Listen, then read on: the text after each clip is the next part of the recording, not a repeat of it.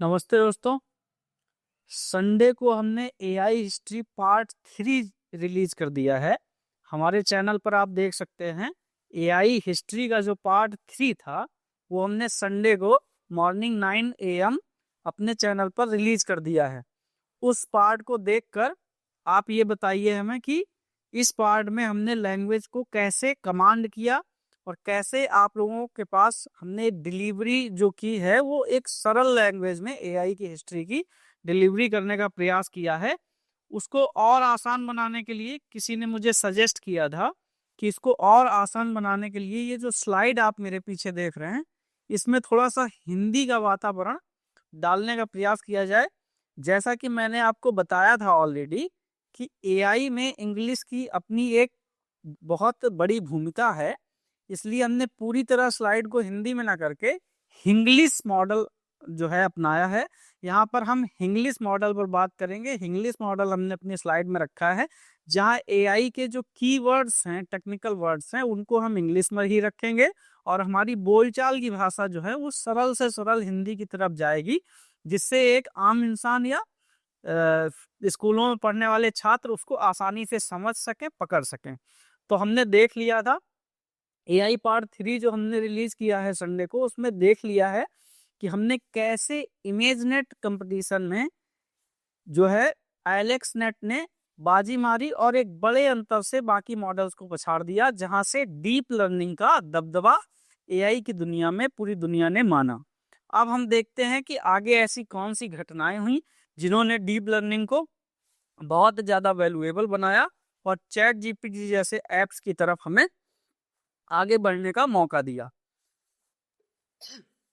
तो 2012 के बाद 2012 के बाद हमने एक 2012 के बाद हमने एक जो है और ऐसा मॉडल बनाया जो रूल बेस्ड एआई पर ही आधारित था। इसमें अभी हम डीप लर्निंग की बात नहीं करेंगे। ये जो मॉडल था ये मीडिया में ज्यादा हाइप पकड़ गया था। वास्तव में ये इतनी बड़ी उपलब्धि नहीं थी, लेकिन मीडिया ने इसको बहुत बड़ी हेडलाइन देके उठा दिया था और ये बातें होने लगी थी कि एआई ने जो है क्रैक कर लिया है हमारी जो है बातचीत को और हमसे इंसानों जैसी बातचीत एआई करने लगा है। ऐसी कुछ हेडलाइंस मीडिया में उस टाइम छपी थी, लेकिन जब इसकी हमने पड़ताल की तो हमें ये दावा झूठा निकला। लेकिन ऐसी बातें क्यों हुई उसकी भी पड़ताल कर लेते हैं हम लोग यहाँ पर। तो एक यूजेन गूस्टमैन करके एक मॉडल दिया गया 2014 में। उसमें हुआ क्या कि एआई इसको बोला गया, जैसा हमने पहले देखा था ना, एआई के लिए क्या दिया गया था, ट्यूरिंग टेस्ट दिया गया था। कोई मशीन इंटेलिजेंट है या नहीं है, इसके लिए एक ट्यूरिंग टेस्ट आया था। ट्यूरिंग टेस्ट में हमने देखा था जब कोई मशीन जो है 30% से ज्यादा जजों को ये कन्विंस कर लेती है कि वो इंसान की तरह बात कर रही है, तो उसको ट्यूरिंग टेस्ट पास मान लिया जाता है। अब इसमें हुआ क्या था, इसमें कुछ ऐसी चीजें कर दी गई थी जिससे पूरे मामले को मैनिपुलेट कर दिया गया था। कुछ कंडीशंस, कुछ शर्तें ऐसी रख दी गई थी जिससे ये जो रिजल्ट है वो प्रभावित हो गया और इसीलिए इसकी आलोचना की जाती है। हुआ क्या था, हुआ ये था जो यूजिन बूस्टमैन चैटबॉट था, उसमें इस चैटबॉट को जो पर्सनालिटी दी गई थी, मतलब ये कहा गया था कि ये जो चैटबॉट है ये एक समझदार बड़े मैच्योर इंसान की तरह बात नहीं करेगा, ये बात करेगा एक 13 साल के यूक्रेनियन लड़के की तरह।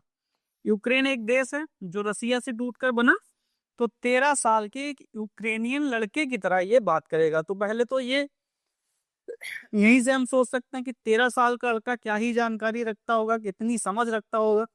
तो इसको 13 साल के लड़के के मॉडल के रूप में दर्शाया गया। दूसरी चीज, इससे हुआ क्या कि पहली चीज तो ये यूक्रेनियन लड़का था, 13 साल का, वो भी यूक्रेनियन लड़का, तो इसकी जो है इंग्लिश उतनी अच्छी नहीं होगी, सीधी सी बात है। क्योंकि ये यूक्रेनियन लड़का है तो इसकी इंग्लिश जो है, इंग्लिश इसकी सेकेंड लैंग्वेज होगी। इंग्लिश इसकी क्या होगी, सेकेंड लैंग्वेज होगी, राइट। इंग्लिश इसकी क्या होगी, सेकेंड लैंग्वेज होगी, है ना। इंग्लिश इसकी सेकेंड लैंग्वेज होगी और ये यूक्रेनियन भाषा में बात करता होगा। तो इससे इसने कैसे प्रभावित कर दिया कि जब ये जवाब थोड़ा गलत देता था, गलत अगर जवाब दे दिया तो जो जज होते थे वो इसको इस बात पर माफ कर देते थे कि अरे छोड़ो, ये तो 13 साल का बच्चा है, इससे बहुत समझदार जवाब की तो उम्मीद भी नहीं करनी चाहिए। तो पहला तो इसको ये एक लाभ मिल गया कि इससे समझदारी भरे जवाबों की उम्मीद ही नहीं थी, बस इसको 13 साल के लड़के की तरह ट्रीट करना था। और दूसरी बात ये थी कि इसको इंग्लिश भी उतनी अच्छी नहीं आती थी, तो जब ये भाषा को गड़बड़ कर देता था तो होता क्या था कि इसको एक्सक्यूज मिल जाता था, इस बात का इसको एक्सक्यूज मिल जाता था कि हम क्या करेंगे, हम इसको उतनी अच्छी भाषा की उम्मीद नहीं रखेंगे क्योंकि ये तो इंग्लिश इसकी प्राइमरी लैंग्वेज नहीं है, ये तो मदर टंग इसकी इंग्लिश नहीं है, मदर टंग तो यूक्रेन की लैंग्वेज है इसकी, तो इसलिए इंग्लिश में अगर ये गलतियां करता है तब भी इसको माफ कर दो। तो अब सोच के देखो जरा, जब ये सारी गलतियां इसकी माफी कर दी तो किसी ने कहा कि इसने 33% जजों को क्या कर लिया था, कन्विंस कर लिया था कि वो क्या है, एक इंसान है। लेकिन इसने दरअसल पूरे सीन के साथ जो है समझौता कर लिया था, इसने जो अपनी पर्सनालिटी 13 साल के बच्चे के लिए ली थी, इस वजह से इसको बहुत समझदार मॉडल नहीं माना गया और इसकी आलोचना बहुत हुई और इसको बहुत ज्यादा हाइप मीडिया ने दिया था, केवल मीडिया ने दिया था, जबकि ये था केवल रूल बेस्ड एआई। इसमें डीप लर्निंग का कोई इस्तेमाल नहीं हुआ था, जो हमने देखा था जेफरी हिंटन ने जो डीप लर्निंग मॉडल दिया था उसका यहाँ पर कोई यूज नहीं हुआ था। बस ये हुआ ये था कि इसको पर्सनालिटी इतनी कम जानकारी वाली दी गई थी जिससे हम उम्मीद ही नहीं करते थे बहुत समझदारी की, तो छोटी मोटी चीजें इसने अच्छे से कर ली थी, बातचीत कर ली थी और इसकी गलतियां सारी माफ होती चली जा रही थी। और जब हम गलतियां सारी माफ कर देंगे तो सोच के देखो जरा, जब किसी की तुम गलतियां ही माफ कर दोगे तो होगा उससे क्या, उससे ये होगा कि हम अच्छे मॉडल की कल्पना नहीं कर सकते हैं, थोड़ा बहुत एक्टिंग कर पा रहा था। तो इसकी बात क्या थी कि ये एक्टर तो बढ़िया था, राइट, ये एक्टर तो अच्छा था, एक्टिंग तो इसने बढ़िया करी थी, लेकिन ये इंटेलिजेंट नहीं था, इसको हम इंटेलिजेंट नहीं बोल सकते।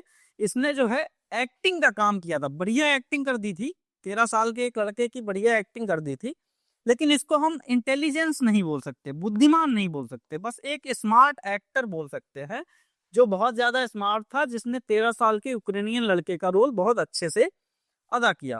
दूसरी चीज, इसकी गलतियों को बार बार अवॉइड किया गया था, इसकी गलतियों को, ये जो भी गलतियां करता था इसको छोटा बच्चा मान के गलतियों को माफ कर दिया जाता था, है ना।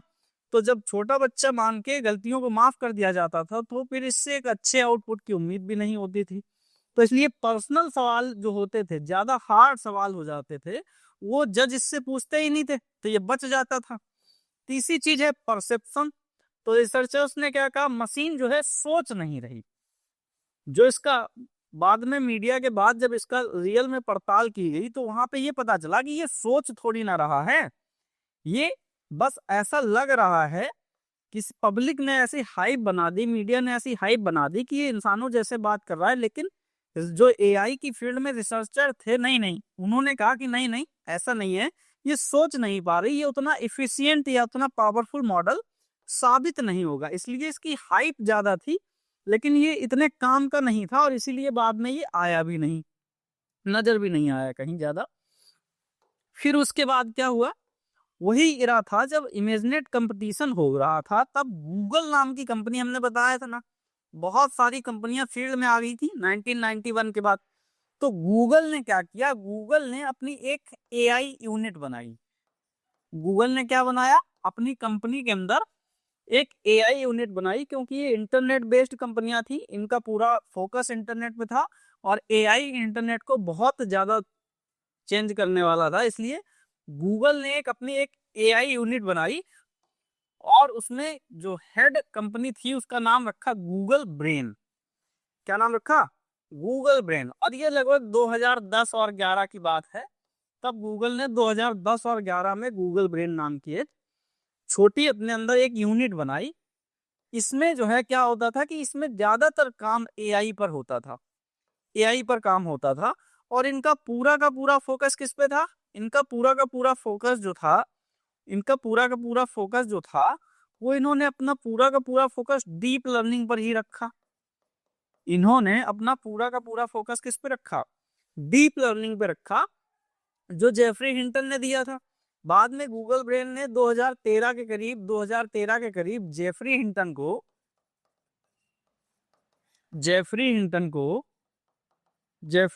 को हायर भी कर लिया था इन्होंने। जेफरी हिंटन को 2013-14 में इन्होंने जेफरी हिंटन को हायर कर लिया था।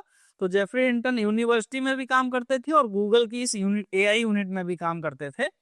तो यहाँ पर जो है, और जेफरी हिंटन एक कंपनी भी चलाते थे। गूगल ने उस कंपनी को भी ओवरटेक कर लिया था, अपने अंडर कर लिया था। तो यहाँ हुआ क्या कि गूगल ने फिर ये बोला कि रिसर्च का टाइम खत्म हो गया है, अब रिसर्च बहुत हो गई, बहुत हमने अंदर अंदर लैब में रिसर्च कर ली। अब ऐसे करते हैं कि अब एआई को रियल दुनिया में प्रोडक्ट बनाते हैं, इससे ऐप बनाते हैं, कुछ चीजें बना के देखते हैं और उसको ग्राउंड पर उतार के देखते हैं। तो वही इन्होंने कहा कि अब पेपर वाला काम करो बंद और हम चलाएंगे फैक्ट्री, अब एआई इनेबल्ड चीजें बनाएंगे। तो जैसे देखते हैं ना, उस टाइम एप्पल नाम की कंपनी, एप्पल का सीरी सुना है ना सबने? एप्पल का एक प्रोडक्ट है सीरी, है ना, वॉइस असिस्टेंट है वो। तो सीरी 2011 में एप्पल ने लॉन्च कर दिया था। सीरी जो है एप्पल ने क्या कर दिया था, इसको 2011 में लॉन्च कर दिया था। ऐसे ही एलेक्सा भी आया, गूगल नाउ भी आया, एक गूगल का भी प्रोडक्ट था गूगल नाउ, गूगल ट्रांसलेट, ऐसी बहुत सारी चीजें आई, प्रोडक्ट उतारने इन्होंने शुरू कर दिए और फैक्ट्री के रूप में मतलब सॉफ्टवेयर बनाने शुरू कर दिए जो लोगों के बीच में जाएं, जिससे हमें फीडबैक मिले। तो इन्होंने डीप लर्निंग को बहुत ज्यादा स्केल किया और इन्होंने कहा कि हम अब इसको जो है जमीन पर उतारते हैं। रिसर्च वाला काम जो है वो चलता रहेगा, लेकिन अब इसको जमीन पर उतार के देखते हैं क्या आउटपुट मिल रहा है, कैसा लोगों को फीडबैक मिल रहा है, लोग कैसा अनुभव करते हैं। तो ज्यादा डेटा और पावरफुल कंप्यूटर्स यूज करने के लिए गूगल ने कह दिया खूब डेटा यूज करो। गूगल के पास डेटा हो गया था, यूट्यूब गूगल के अंडर में था, सर्च इंजन गूगल का था। तो इस चीजों से बहुत ज्यादा चीजें, जीमेल भी हो गई थी, तो गूगल के पास डेटा की जो है कमी नहीं थी। गूगल ने कहा कि हम प्रोडक्ट बनाएंगे और प्रोडक्ट को मार्केट में उतारेंगे और फिर देखते हैं कि क्या फीडबैक मिलता है ना, क्या फीडबैक मिलता है। तो गूगल ब्रेन बनाया। गूगल ब्रेन में इन्होंने किया क्या, इन्होंने टॉप माइंड्स को पहले रखा। टॉप माइंड्स, दुनिया के जो टॉप माइंड थे उस टाइम एआई की फील्ड में, जो बड़े बड़े काम कर रहे थे, रिसर्च कर रहे थे, जिनके पास नॉलेज था, उन लोगों को गूगल ने कहा कि आओ हमारे साथ मिलकर काम करो और एआई को हम जमीन पर उतारते हैं, लोगों के बीच में, पब्लिक में लेकर चलते हैं। और वो लोग तो बैठे ही थे, इसलिए वो तो काम ही इसलिए कर रहे थे कि एक दिन एआई को इतना बड़ा बनाना है कि ये दुनिया में बहुत सारी चीजें बदल के रख दे, हमारी जिंदगी को बहुत आसान बना दे। तो ये लोग राजी हो गए, जिसमें जेफ डीन, एंड्रू एनजी, ये नाम है, कोई जरूरत नहीं है इनको याद करने की, फिर भी अगर कर सको तो बहुत अच्छी बात है। ऐसे कई सारे एआई रिसर्चर्स को जो है इन्होंने अपने अंडर लिया और बहुत ज्यादा बड़े स्केल पे इन्होंने काम करना शुरू कर दिया। दूसरी चीज हो गई कि हमने प्रोडक्ट्स बनाए। कैसे प्रोडक्ट बनाए कि गूगल जो सर्च होता था, गूगल का सर्च इंजन है ना, गूगल का सर्च इंजन है, तो गूगल का जो सर्च है उसमें इन्होंने एआई को डाला, मशीन लर्निंग को डाला, डीप लर्निंग को डाला। किस लिए डाला कि ये सही अच्छे रिजल्ट दे के दे, जो तुम्हें, जैसे गूगल को सर्च करते हो बहुत सारी वेबसाइटें आती है ना, तो तुम्हें अच्छे पेज लेके दे, इसके लिए इन्होंने एआई को इसमें इंटीग्रेट किया। यूट्यूब रिकमेंडेशन में इन्होंने एआई को डाला, यूट्यूब रिकमेंड करे तुम्हें वीडियो, तुम किस प्रकार के वीडियो ज्यादा देखते हो, तुम्हें क्या पसंद आ रहा है, जो पसंद आए वही। और ये सब 2013-14 की बात है, 2013-14 की बात है, ये सब हो रहा था उस टाइम, है ना। तो ये जो है यूट्यूब रिकमेंडेशन में आया, वॉइस रिकॉग्निशन में आया, गूगल ट्रांसलेट में आया, इन सब में इन्होंने एआई को लगा लगा के प्रोडक्ट उतारने शुरू कर दिए, नए नए ऐप्स बनाने शुरू कर दिए, ऐसी चीजें बनानी शुरू कर दी जो लोगों के बीच में जा रही थी, लोग उनका प्रयोग कर पा रहे थे। कंप्यूटर और लैपटॉप तो आ ही गए थे, 2013-14 में आ गए हम। अभी भारत में जियो लॉन्च नहीं हुआ था, होने वाला था। और इससे क्या हुआ, एक ओपन कल्चर बना। अभी तक हुआ क्या था कि लोग अपना बंद बंद कमरों में रिसर्च कर रहे थे, ज्यादा दुनिया में फैल नहीं पा रही थी चीजें। मान लो मुझे रिसर्च करनी है और मुझे ज्यादा नॉलेज नहीं है, अभी मुझे नया नया जुड़ना है, मन है मेरा करने का, तो तब एक कल्चर नहीं था। कुछ प्रोमिनेंट लोग, कुछ बहुत फेमस लोग जिनको खूब नॉलेज था, जो इस फील्ड के जो है गॉड फादर टाइप माने जाते थे, उन वही लोग अपनी लैब में रिसर्च करते थे। ओपन कल्चर नहीं हुआ था, खुला कल्चर नहीं था। ये नहीं हुआ था कि कोई भी आ रहा है और अपने इंटरेस्ट के हिसाब से एआई के फील्ड में जो है जुड़ जा रहा है। तो गूगल ने जब ये कंपनी लेवल पे शुरू किया यहाँ पे, तो ओपन रिसर्च शुरू हुई, पेपर जो है पब्लिक में जाने लगे। पेपर्स जो है, जो रिसर्च पेपर थे जिनमें बातें बताई जाती थी, स्टडी की फाइंडिंग्स दी जाती थी, वो कई चीजों के कोड शेयर कर देते थे, है ना। जो ऐप वगैरह हम लोग चलाते हैं या जो भी एल्गोरिदम चलाते हैं, ये सब एक कोडिंग में होता है, तो कोड शेयर हो जाते थे। इससे और ज्यादा फायदा हुआ डेवलपर्स को। एआई सिर्फ सब्जेक्ट नहीं बना, फिर इंडस्ट्री भी बन गया, एक बड़ी इंडस्ट्री के रूप में। 2013, 14, 15 के बीच में इन सालों में एआई जो है केवल अब सब्जेक्ट नहीं रह गया, अब एआई पूरी की पूरी इंडस्ट्री बन गया। और हम देख भी रहे हैं आज हमारे पास जो माहौल बना हुआ है चारों तरफ एआई का, वो क्या है, बिलियन डॉलर इंडस्ट्री है, ट्रिलियन डॉलर तक जा रहा है। एनवीडिया का जो मार्केट कैप है वो ट्रिलियन में है। तो मतलब एआई एक इंडस्ट्री बन के खड़ा हो गया। और ये केवल पढ़ने लिखने की चीज नहीं रही, अब ये भविष्य बदलने का समय आ चुका था। उसके लिए गूगल ने बड़ी तैयारी कर रखी थी और गूगल ने इसके लिए काम भी शुरू किया। बहुत ज्यादा काम गूगल ने किया। अभी हम देखते हैं ना, अचानक से चैट जीपीटी आया था और चैट जीपीटी की बादशाहत एकदम जबरदस्त चल रही थी, और अचानक एक दो गलतियां गूगल से जरूर हुई, लेकिन फिर अचानक उन्होंने पूरे मार्केट को टेक ओवर करना शुरू कर दिया। ऐसे ऐसे प्रोडक्ट उतारे जो हम देखते हैं आज, बढ़िया नैनो बनाना से इमेज बना रहे हो ना, जो इंस्टाग्राम और व्हाट्सएप पे लगा रहे हो, स्टेटस पे लगा रहे हो, डीपी लगा रहे हो। ये गूगल ने पूरा गेम कैसे चेंज किया, है ना।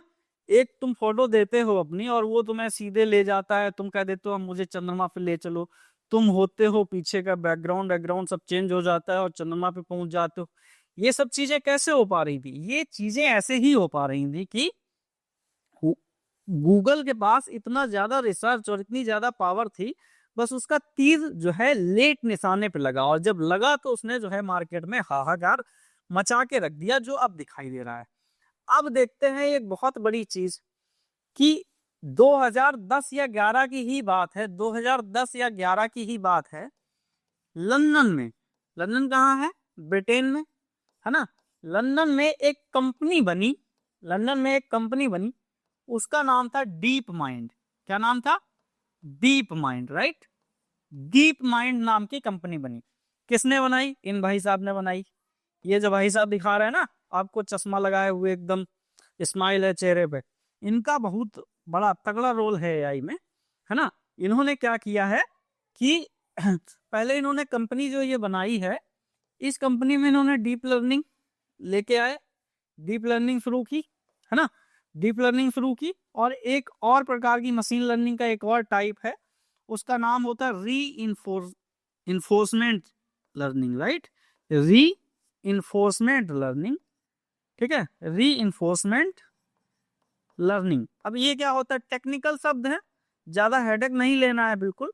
हम इनको बच्चों की तरह समझेंगे, जब कॉन्सेप्ट समझने पे आएंगे ना, इनको बिल्कुल बच्चों की तरह समझेंगे। अभी बस ये मान लो कि जैसे कोई बच्चा होता है ना, वो बच्चा होता है, काम करता है, तो वो कोई गलती कर देता है, तो गलती पर हम क्या करते हैं, उसको डांटते हैं, तो वो समझ जाता है कि हाँ गलती हुई है, डांट मिली है, इसका मतलब गलती हुई है, तो ऐसा करते हैं। और जब वो कुछ अच्छा काम करता है तो हम उसकी पीठ थपथपा देते हैं, तारीफ कर देते हैं, तो वो समझ जाता है कि हाँ देखो अब तारीफ हुई है ना, अब तारीफ हुई है, इसका मतलब कोई अच्छा काम किया, कोई बढ़िया काम किया, और जो बढ़िया काम किया तो इसको बार बार करेंगे, और जो गलत काम किया उसको नहीं करेंगे।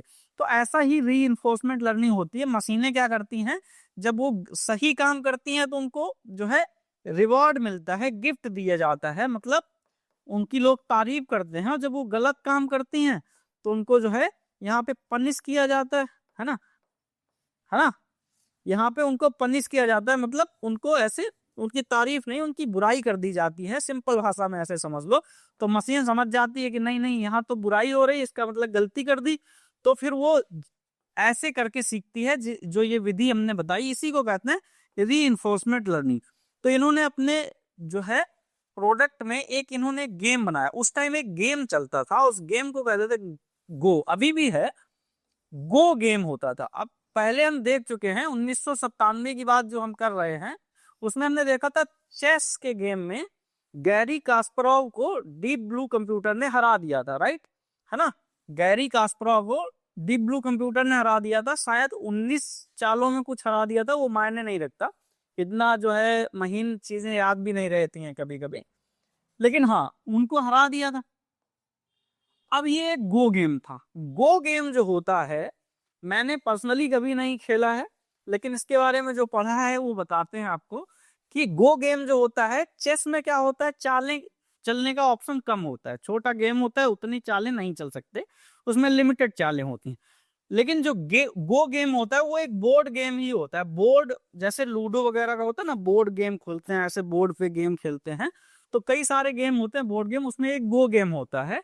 अब इस गो गेम में होता क्या है कि इसमें चालों के ऑप्शन इतने होते हैं जितने पूरे ब्रह्मांड में परमाणु भी नहीं है, इतने ज्यादा ऑप्शन होते हैं, मतलब इतना ज्यादा टिपिकल गेम होता है।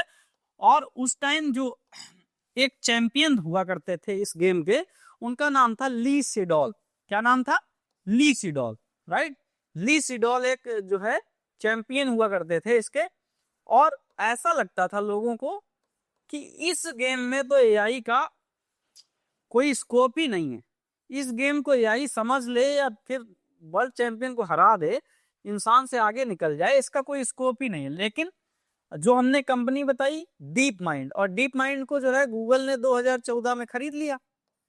डीप माइंड को गूगल ने 2014 में खरीद लिया, क्योंकि गूगल के पास पैसा था और गूगल इस फील्ड में बहुत बड़ा गेम खेलना चाहता था। तो जो भी कंपनियों को वो देखता था कि ये कंपनी बढ़िया काम कर रही है, उसको वो अपने अंडर में ले लेता था। और जो भी लोगों को देखता था कि ये बढ़िया है, बहुत ज्यादा मतलब इनका काम अच्छा है, इनने काफी नॉलेज रखते हैं, उन लोगों को भी वो अपनी कंपनी में हायर कर ले रहा था। तो 2014 में डीप माइंड को गूगल ने क्या कर लिया, हायर कर लिया, मतलब अपने अंडर ले लिया, खरीद लिया। और ये बड़ी हेडलाइन बनी थी उस टाइम। और जब इनके पास हो गया तो इनको फिर क्या मिल गया, पैसा मिल गया। रिसर्च के लिए हमेशा पैसा चाहिए, फंडिंग तो चाहिए। अब ये गूगल की कंपनी हो गई तो गूगल के पास तो पैसे की कमी नहीं थी तब भी, तो गूगल ने इस पे पैसा उड़ेलना शुरू किया। और इन्होंने क्या किया, एक मॉडल बनाया, उसको अल्फागो नाम का एक मॉडल बनाया। अल्फागो एक मॉडल बनाया और ये डीप लर्निंग पे ही आधारित था, है ना, डीप लर्निंग पे ही आधारित था। ये जो मॉडल है, रीइंफोर्समेंट लर्निंग का ज्यादा रोल था इसमें, रीइंफोर्समेंट लर्निंग का ज्यादा रोल था। मतलब ये कर करके सीखता था, जैसे कोई गेम खेल रहा था ना, तो गेम खेलते खेलते ये समझता था, अगर गलती हो गई तो मान लेता था, फिर दोबारा प्रयास करता था, ऐसे करके। तो डीप लर्निंग से ज्यादा इसमें जो योगदान था वो किसका था, रीइंफोर्समेंट लर्निंग का था। मतलब सही काम करेगा तो उसको तारीफ मिलेगी, और गलत काम करेगा तो उसको जो है बुराई होगी, उसकी उसकी तारीफ नहीं होगी, है ना। तो ऐसे करके ये सीखता था। तो अल्फागो नाम का इन्होंने ट्रेन किया, पूरा का पूरा मॉडल ट्रेन किया। और अल्फागो जब ट्रेन हो गया, इनके मन में ऐसा लगा इनको कि अब ये इतना ज्यादा ट्रेन हो गया कि इसको सीधा सीधा वर्ल्ड चैंपियन से कंपीट करा के देखते हैं होता क्या है, ये देखते हैं। तो ये 2016 में इन्होंने क्या किया, 2016 में द इम्पॉसिबल गेम कहा जाता है, क्योंकि पूरी दुनिया को ऐसा लगता था कि ये तो इम्पॉसिबल है, गो जैसा गेम एआई नहीं खेल सकता, एआई के बस की बात नहीं है, ये केवल हम भगवान की एक विशिष्ट रचना है, ये ऐसे गेम खेलना तो बस हमारे बस की है, ये मशीन के बस का नहीं है। तो गो जो है चेस से भी ज्यादा मुश्किल होता था, गो जो है चेस से भी ज्यादा मुश्किल होता था। इसमें इतने मूव्स होते हैं, इतनी चालें होती हैं, इतने ज्यादा ऑप्शन होते हैं कि यूनिवर्स के सभी एटम्स भी कम पड़ जाएं। यही बात मैंने अभी कही थी, यूनिवर्स के, पूरे यूनिवर्स के जो है टोटल एटम्स की बात हो रही, परमाणुओं की बात हो रही, पूरे यूनिवर्स के, पूरे ब्रह्मांड के परमाणु भी कम पड़ जाएं, इतने ज्यादा ऑप्शन होते हैं। और इतना डिफिकल्ट गेम जो है एआई उसमें आ गया कि हम compete करेंगे, कौन है बुलाओ अपने वर्ल्ड चैंपियन को, कौन है। तो ये देखो वर्ल्ड चैंपियन जो है, ये देखो, तो वर्ल्ड चैंपियन जो है ली सिडोल, ली सिडोल ने कहा कि ठीक है खेल के देखते हैं भाई क्या है, कैसा मॉडल बनाया है, देखते हैं कैसे हराता है हमको। तो डीप माइंड के जो सीईओ थे डेमिस हैसेबिस, इनका नाम है डेमिस हैसेबिस, है ना। इनका नाम तो याद ही कर लेना, हम उम्मीद करते हैं, क्योंकि इनका नाम इसलिए याद कर लेना क्योंकि गूगल में जो एआई में अभी फिलहाल जो कुछ हो रहा है उसको यही बंदा लीड कर रहा है। ये जो है ये भाई साहब इतना ज्यादा इन्होंने पावरफुल पावरफुल काम करने का सोच रखा है प्रोटीन के क्षेत्र में। प्रोटीन 50-60 वर्षों से पूरा वैज्ञानिक समाज लगा हुआ था कि प्रोटीन की जो फोल्डिंग होती है वो कैसे बनती है, हमारे शरीर में जो बीमारियां होती हैं कई बार वो गलत प्रोटीन फोल्डिंग की वजह से गंभीर बीमारियां हो जाती हैं। तो इन्होंने प्रोटीन फोल्डिंग का जिम्मा भी ले लिया कि हम प्रोटीन फोल्डिंग को जो है सुलझा के रखेंगे, और उसमें एक जीत इन्होंने हासिल भी कर ली है। तो ये ऐसा नहीं है कि एक ही काम कर रहे हैं, ये बड़े बड़े काम कर रहे हैं। और जेमिनाई जो अभी चल रहा है ना, जेमिनाई नैनो बनाना प्रो और ये सब चल रहा है जिससे तुम लोग धड़ाधड़ फोटो बनाए जा रहे हो, वो यही कर रहे हैं। तो इनका नाम तो याद ही कर लो, है ना। वो फोटो स्टेटस लगाने से यही समझ में नहीं आएगा, एआई की पूरी फील्ड को समझो, एआई से जुड़े लोगों को जानो। तो इनको तो याद कर लेना, इनका नाम क्या है, डेमिस डेमिस हैसेबिस नाम है इनका, डेमिस हैसेबिस नाम है ना। तो डीप माइंड के सीईओ हैं ये। अब तो गूगल डीप माइंड हो गया, अब क्या हो गया, गूगल डीप माइंड हो गया, राइट, गूगल डीप माइंड हो गया, इसका नाम जो है गूगल डीप माइंड हो गया। तो इसने जो है री लर्निंग का यूज किया, किसका, जो वही वाली ये बताए थे ना, ये सारे मशीन लर्निंग की ये टाइप है। मशीन लर्निंग का कॉन्सेप्ट कौन लाया था, बताओ जरा, कौन लाया था, जेफरी हिंटन। तो ये सारे जो टाइप हैं ये अलग अलग प्रकार की मशीन लर्निंग है। तो इन्होंने री लर्निंग का यूज किया, जो खुद से जो है मैचेस खेले और सीखे, गलती करे फिर से सीखे, गलती करे फिर से सीखे, इसमें इंसान इनको नहीं सिखाएगा। मशीन लर्निंग का तो मेन कॉन्सेप्ट भी यही था। तो अब ये गेम हुआ, जब ये गेम हुआ, जब ये गेम हुआ तो हुआ क्या, जब ये गेम हुआ तो हुआ क्या, फिर ये गेम जब हुआ तो ये गेम का जो रिजल्ट निकला, इस गेम का जो है रिजल्ट निकला वो ये निकला कि अल्फागो जीत गया। क्या हुआ, अल्फागो जीत गया। और ये एक करिश्मा था पूरे मानव इतिहास में, ये एक करिश्मा था, इतना बड़ा करिश्मा। इमेज नेट का जो कंपटीशन एलेक्स नेट सॉफ्टवेयर ने जीता था वो कुछ नहीं था इसके आगे। ये इतना बड़ा अहम पड़ाव था, ये इतना अहम पड़ाव था कि इसने जो है एआई की फील्ड की उम्मीदें इतनी बढ़ा दी कि वो पूरी स्काई रॉकेट हो गई। भयानक उम्मीद बढ़ी, पूरे समाज को ये लगा कि अब एआई कुछ बड़ा करने वाला है, एआई कुछ ऐसा करने वाला है जिसकी मानव समाज ने कल्पना भी नहीं की थी, वो सब एआई करने वाला है। तो ह्यूमन जो एक्सपर्ट थे वो बोले कि ये गलत है ना। क्या गलत है, कि इसने जो 37वीं चाल चली, 37 नंबर जब मूव इसने चला, है ना। कंप्यूटर क्या होता था, कंप्यूटर वो देखता था, केवल एक इंसान बिठाया जाता था, चाल दरअसल वो चलता था, कंप्यूटर वॉच करता था और ये बता देता है कौन सा चाल। एक इंसान केवल जैसा ऐसा नहीं हो जाता है कि किसी के बिहाफ पे कोई काम करे। तो डिसीजन लेने का काम कंप्यूटर का था, एक केवल वो चलने के लिए था, चाल चलने के लिए था। तो जब 37 नंबर चाल चली कंप्यूटर ने, तो जो गो गेम के जो एक्सपर्ट थे उनको ये लगा ये क्या है, ऐसी तो कोई चाल भी नहीं चलता, ऐसी तो कोई चाल होती नहीं है। तो एक्सपर्ट अपना ज्ञान देने लगे, है ना। जब आप कुछ नया करते हैं, ये तो मशीन का केस है, इंसान के केस में भी जब आप कुछ नया करते हैं, कुछ ऐसा करते हैं जो ना तो लोगों ने सोचा है ना होते हुए देखा है, और तुमने कुछ वैसा करने का सोचा या करने की ठानी, तो शुरुआत में बहुत लोग अपने आप को एक्सपर्ट कहते हैं, बोले नहीं नहीं ये तो सक्सेस नहीं होगा, ये काम नहीं होगा, वो काम नहीं होगा। लेकिन बात वही होती है कि जो होना होता है ना उसको रोकने की क्षमता किसी में नहीं होती है, बस करने वाला नहीं रुकना चाहिए, है ना, करने वाला नहीं रुकना चाहिए, ये चीज देखने वाली थी। तो ऐसे ही कंप्यूटर के चाल पर भी लोगों ने ज्ञान देना शुरू किया। एक्सपर्ट बोले कि ये तो बिल्कुल ये मूव ही गलत है, ये मूव जो है ये तो गलत है। और कुछ देर बाद क्या हुआ, कुछ देर बाद क्या हुआ कि उसने जो है वर्ल्ड चैंपियन को पटकनी दे दी। और यहां से शुरू हुआ एक टर्निंग पॉइंट, है ना। पूरे सब जो अभी तक कह रहे हैं कि नहीं नहीं नहीं इसको गेम खेलना नहीं आता, उनने मान लिया कि ये तो जो है जीनियस बात थी, ये जीनियस मूव था। ऐसा मूव तो आज तक किसी ह्यूमन, किसी इंसान ने चला ही नहीं। उस दिन के बाद क्या हुआ कि एआई को कोई सिर्फ कैलकुलेटर नहीं मानने लगा, उम्मीद जगी कि एआई जो है क्रिएटिव भी हो सकता है, एआई रचनात्मक भी हो सकता है, एआई ऐसी चीजें भी कर सकता है जो उसको सिखाई ही नहीं गई। समझ रहे हो ना। और यही तो एआई कर रहा है, एआई वो चीजें भी कर रहा है जो उसको सिखाई ही नहीं गई, नया काम, है ना। इसी को कहते हैं जनरेटिव एआई, राइट। जैसे हमने जो लिख के दिया वो बिल्कुल नई नई चीजें जनरेट करके दे देता है। गूगल में क्या होता है, कुछ सर्च करो, पहले वाला गूगल, अब तो गूगल भी खुद एआई हो गया है।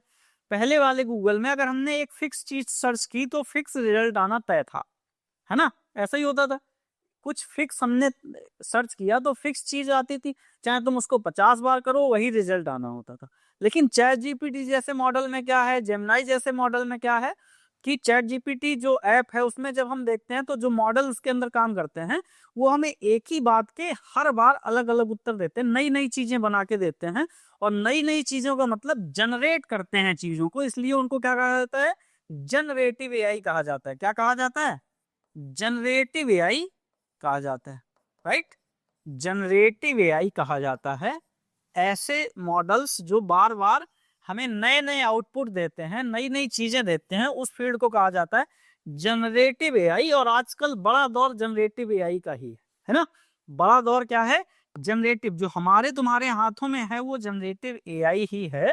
उसी का हम लोग भरपूर आनंद ले रहे हैं और मजे ले रहे हैं और बहुत कंफर्टेबल महसूस कर रहे हैं इन सब चीजों को, राइट। अब हम देखते हैं कि अब क्या हुआ। अब हम ये देखते हैं कि एआई गेम तक खेल सकता था, लेकिन एआई भाषा से अभी भी जूझ रहा था। भाषा से कैसे जूझ रहा था, भाषा से एआई ऐसे जूझ रहा था जैसे मान लो कोई सेंटेंस हमने लिखा, वो हमारी बातें नहीं समझ पाता था सही से। तो जैसे हमने एक सेंटेंस लिखा कि सीता को राम ने सीता को किताब दी, राइट। राम ने सीता को किताब दी, किताब दी क्योंकि क्योंकि वह एग्जाम की तैयारी कर रही थी, एग्जाम की तैयारी कर रही थी, राइट, कर रही थी। अब ये हमने लिख दिया, है ना, ये हमने लिख दिया। अब एआई क्या होता था, एक तो लंबी बातें याद नहीं रख पाता था, ज्यादा लंबा सेंटेंस दे दो तो उसको दिक्कत हो जाती थी। दूसरी जब हम बोलते हैं ना तो यहाँ पे जैसे हम देखते हैं अब ये वह आ गया, तो एआई को ये दिक्कत होती थी कि ये वह जो है, एआई हर शब्द को बराबर इम्पोर्टेंट, राम को भी उतना ही इंपॉर्टेंट मानता था, ने को भी, सीता को भी, को भी, ये सब को वो कहता था नहीं नहीं वर्ड तो वर्ड है, इसकी तो इज्जत बराबर होनी चाहिए। लेकिन ये ही इसकी सबसे बड़ी समस्या थी। अब जैसे ये वह है तो एआई को ये समझने में बहुत दिक्कत होती थी कि ये जो वह आया ये राम के लिए आया, ये सीता के लिए। और एक बच्चा भी ये समझ लेगा कि ये वह जो है ये सीता के लिए आया, है ना, वह तैयारी कर रही थी। लेकिन एआई नहीं समझ पा रहा था, यही उसका जो है प्रॉब्लम था कि वो पीछे ध्यान नहीं दे, उसका ध्यान नहीं लग पा रहा था, सही जगह ध्यान नहीं जा रहा था, ये समस्या थी। तो एआई जो है लैंग्वेज को लाइन बाय लाइन पढ़ता था, है ना। जैसे हम छोटे बच्चों को जब किताब पढ़ाते हैं तो एक सेंटेंस पढ़ने के बाद वो पीछे वाला, जैसे नया सेंटेंस पढ़ते हैं पीछे वाला गोल हो जाता था, उनको पता ही नहीं होता था अभी इसके पहले हम क्या पढ़ गए। यही दिक्कत होती थी ना, यही दिक्कत एआई फेस कर रहा था। एआई कंटेक्स्ट भूल जाता था कि हम किस बारे में बात कर रहे हैं, कलर चेंज कर लेते हैं, एआई कंटेक्स्ट भूल जाता था और ये नहीं समझ पाता था कि हम किस बारे में बात कर रहे हैं, है ना। दरअसल और हमारी बात का तो मतलब पीके मूवी देखी है ना सबने, पीके मूवी में जब आमिर खान वो जेल में होता है, अनुष्का शर्मा शायद जाती है उसके पास, तो वो अच्छा वाले एग्जाम्पल देता है ना। वो कहता है यहाँ पर इस गोला पे तो जो है बहुत अलग अलग मतलब होते हैं, अच्छा कोई कहता अच्छा, कोई कहता अच्छा, ऐसे बहुत सारे जो है कॉमेडी टाइप उसने करके दिखाया है। तो हमारे यहाँ एक ही शब्द के बहुत सारे मतलब हो सकते हैं, बार बार जगह बदली, सिचुएशन बदली, उस शब्द का मतलब बदल जाता, और एआई इससे जूझ रहा था। लेकिन फिर किसी ने कहा कि नहीं नहीं, जब ये कुछ ये कर पा रहा है तो फिर एआई लैंग्वेज भी क्रैक करके तो दिखाएगा, इतना क्या टफ है। जब इतनी चीजें हो रही थी, अल्फागो ने जो है गो गेम में वर्ल्ड चैंपियन को हरा दिया था, तो लैंग्वेज कुछ तो हो सकता है, लैंग्वेज का कुछ तो लैंग्वेज का करेगा काम, है ना। तो फिर नया सॉल्यूशन आया, और नए सॉल्यूशन में एक भाई साहब की फोटो दिखाई दे रही होगी, ये इंडियन ओरिजिन है, राइट है। इनके साथ बड़ी टीम भी थी, फोटो सबकी यहाँ नहीं पॉसिबल थी तो इनकी ही लगा दी। तो इनके साथ, इनका नाम है आशीष, आशीष वासवानी, इनका नाम है आशीष वासवानी। और ये उस टाइम गूगल ब्रेन में काम करते थे। गूगल ब्रेन, गूगल की एआई यूनिट जो है उस पर हमने बात की, तो ये गूगल ब्रेन में काम करते थे। और इनकी टीम ने और इन्होंने मिलके एक नया पेपर निकाला। जैसे पहले पेपर निकालते थे ना, ट्यूरिंग वाला, है ना, ट्यूरिंग वाला पेपर जैसे निकला निकला था, ऐसे बहुत सारे पेपर निकलते थे। कंप्यूटिंग मशीनरी एंड इंटेलिजेंस निकाला था ना एलन ट्यूरिंग ने 1950 में। ऐसे ही 2017 में एक पेपर निकला, 2017 में एक पेपर निकला, और ये गूगल की इस टीम ने, जिसको ये लीड कर रहे थे, इनका मेन रोल था आशीष वासवानी का, attention is all you need. Paper का नाम क्या था? Attention is all you need. अब ये अटेंशन क्या है? ये अटेंशन वही है जिसकी कमी से एआई जूझ रहा था, है ना। ये अटेंशन नहीं दे पा रहा था, ये नहीं दे पा ध्यान नहीं दे पा रहा था कि हम क्या करें, हम ये करें कि वह सीता से कनेक्टेड है ये पता कर लें, है ना। ये अटेंशन, ध्यान की समस्या थी, ये सही से ध्यान नहीं दे पा रहा था। और गूगल ब्रेन की टीम ने इस पेपर में यही बताया कि कुछ ऐसा बनाते हैं जिससे एआई इस प्रॉब्लम को हल कर ले, है ना। और उसमें आशीष वासवानी का जो है लीड रोल था, ये लीड कर रहे थे उस टीम को। बाद में इन्होंने गूगल ब्रेन छोड़ा और एक नई कंपनी बना ली, एसेंशियल एआई करके एक कंपनी है। अभी इनके भी प्रोडक्ट छोटे छोटे आ रहे हैं, इन्होंने एक कंपनी बना ली। लेकिन इस पेपर का बहुत बड़ा रोल है। आज जो हम एआई देखते हैं ना, उसमें, इसमें और इस पेपर में एक आर्किटेक्चर दिया गया है, एक नई विधि दी है, पूरा का पूरा नया मेथड दिया गया है। और उस पर हम बात करते हैं। उस मेथड को हम कहते हैं, उस मेथड को थोड़ा बड़ा सा लिख देते हैं, उस मेथड को हम कहते हैं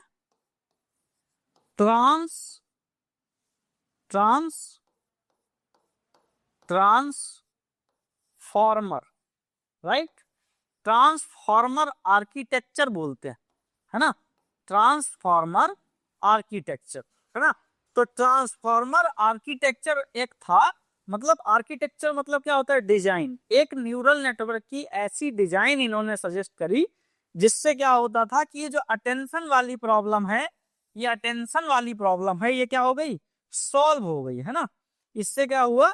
ये जो अटेंशन वाली प्रॉब्लम थी ये सॉल्व हो गई, है ना। अटेंशन में क्या था कि मैं डिसाइड करूंगा, अब अटेंशन दे दिया ना, अब उसको अटेंशन, ध्यान करने की क्षमता मिल गई, मशीन को ध्यान करने की क्षमता मिल गई। वो देख सकता था कौन चीजें किससे जुड़ी हैं, किसका कंटेक्स्ट क्या है, क्या किसके बारे में है।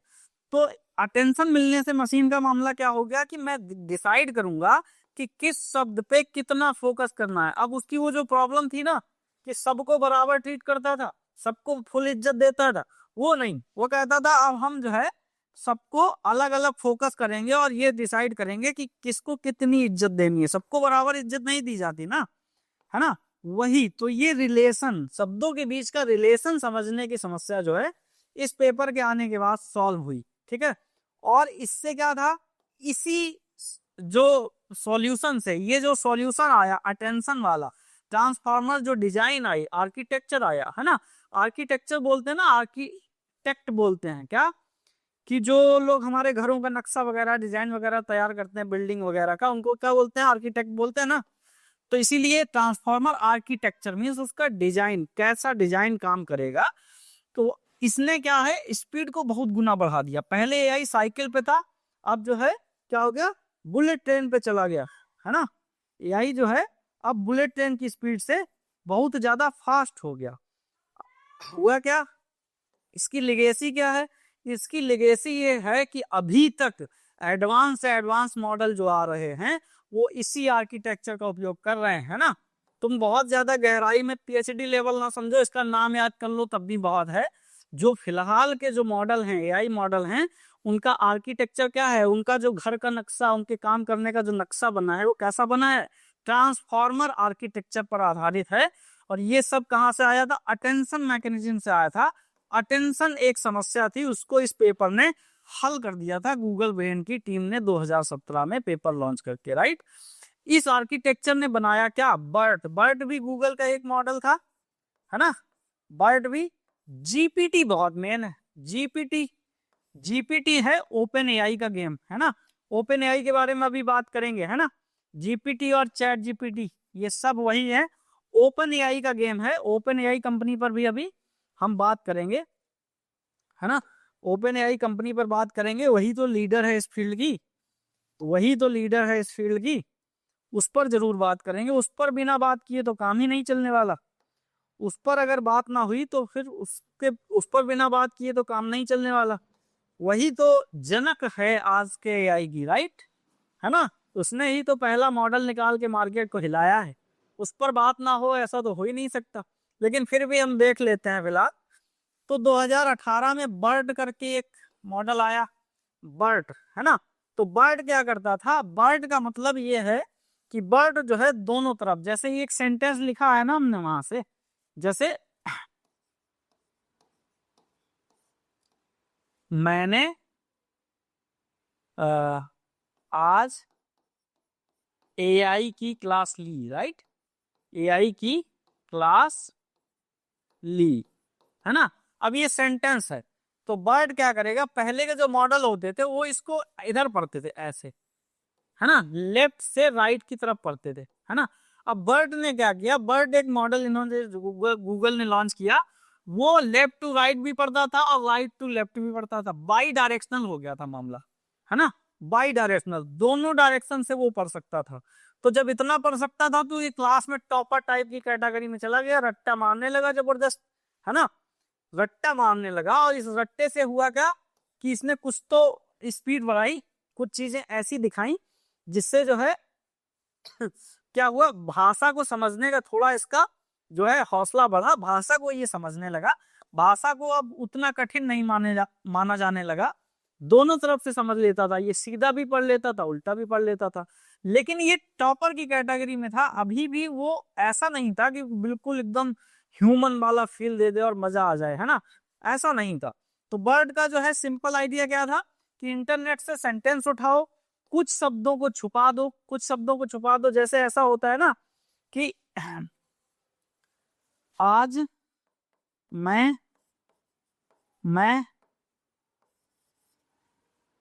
यहाँ पे हमने खाली स्थान छोड़ दिया और आगे लिख दिया स्कूल जाऊंगा, राइट, ऐसे सेंटेंस लिख दो और खाली स्थान छोड़ दो, तो यहाँ भरना है।